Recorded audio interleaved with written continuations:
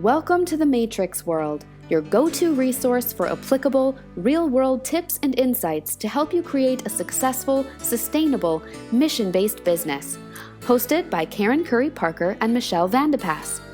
You can subscribe to our podcast on iTunes, YouTube, or any other podcast platform, and learn more about our virtual co-working community at thematrix.world.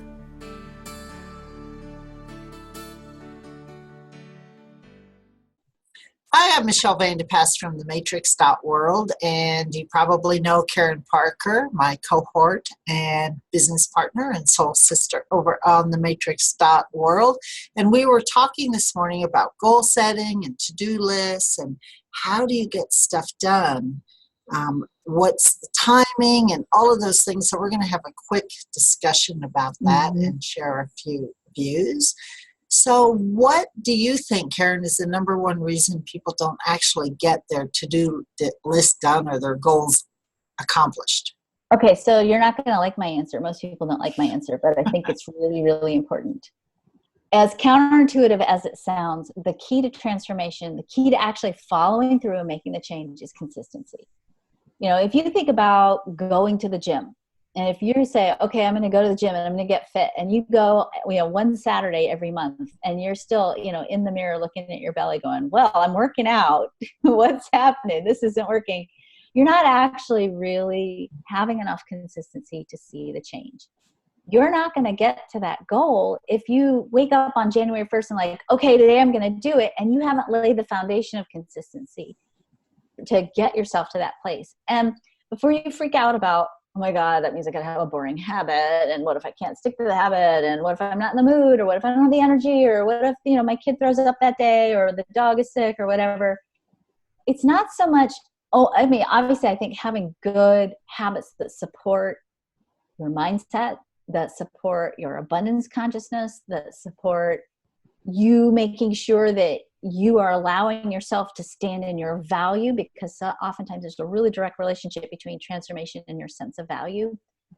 It's really more about making sure that you have cultivated for yourself some kind of practice, and it's going to be different for each and every one of you, that supports you in focusing. And as much as I go, I hate this because, my morbid, jaded, creative side doesn't like this.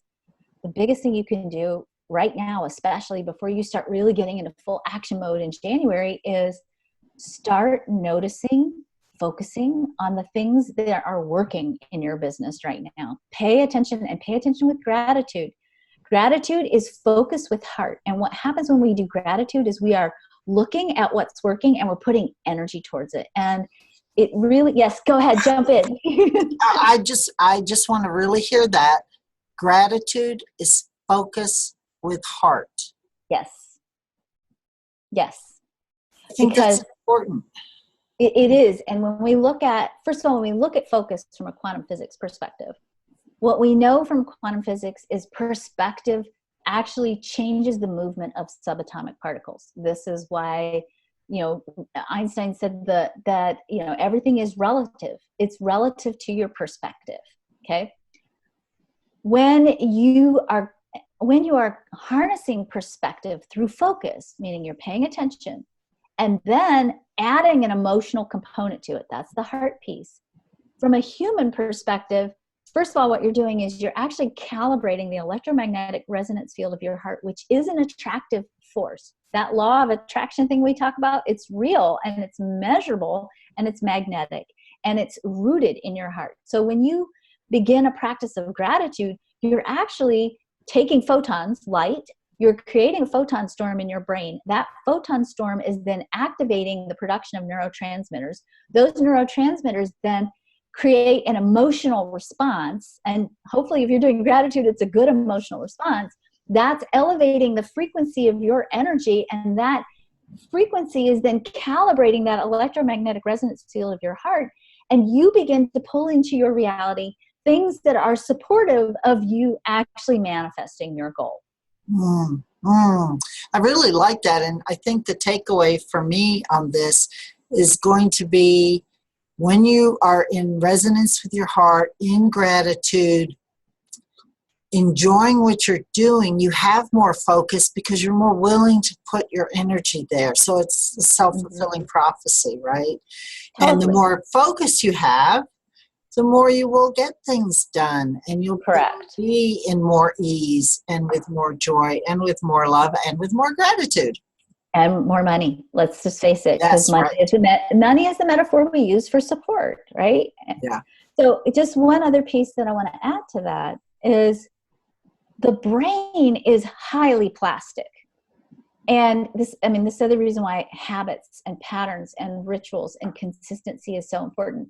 What research shows is that even within 1 hour, if you have duplicated thoughts within an hour, you actually begin to build what's called a neural pathway, or a streamlined path that energy can flow through in your brain.